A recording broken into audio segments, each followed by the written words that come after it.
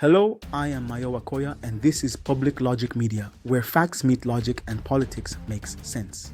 Let me ask you a simple question. If Nigeria elected the perfect president tomorrow, would all our problems disappear? Most people would probably answer yes. After all, we often hear people say Nigeria just needs one good leader.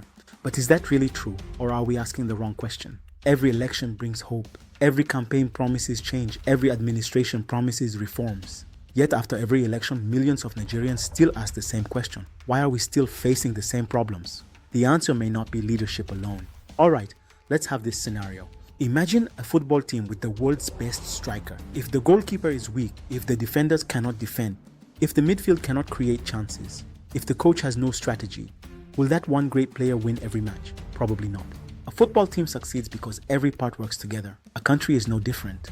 A president is important, a governor is important, a minister is important, but no leader governs alone. Every successful nation depends on strong institutions.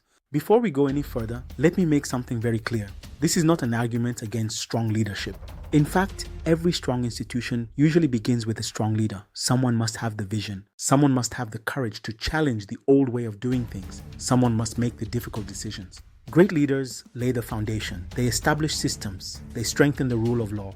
They appoint competent people. They build institutions designed to serve the people.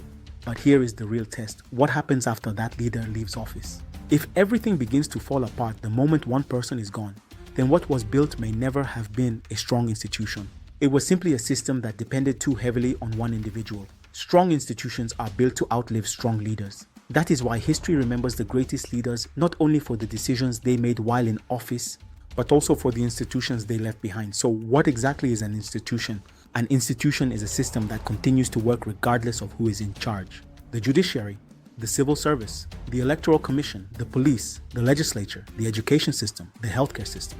These are institutions. When they are strong, justice becomes more predictable. Businesses become more confident. Investors are willing to invest. Public services improve. Citizens begin to trust the system. But when institutions are weak, even the most honest and capable leader will struggle.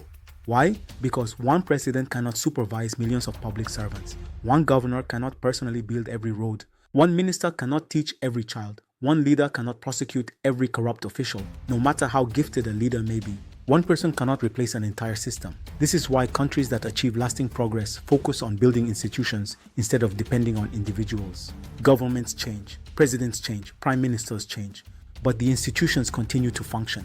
And because the institutions continue working, development continues. Now here is the question that really matters. If every achievement disappears whenever a leader leaves office, was that achievement built on a person or was it built on a system? That question deserves serious reflection. Because people are temporary, institutions are meant to endure. Nigeria certainly needs honest, competent, and visionary leaders. There is no doubt about that. But even more importantly, Nigeria needs leaders who build institutions that will continue serving the nation long after they have left office.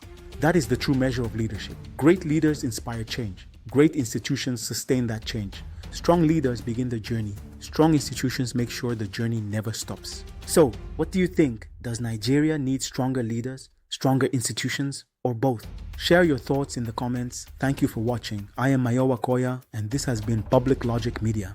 If you found this analysis valuable, please subscribe and join our growing community. Until next time, stay informed, think critically, and let facts guide your opinions.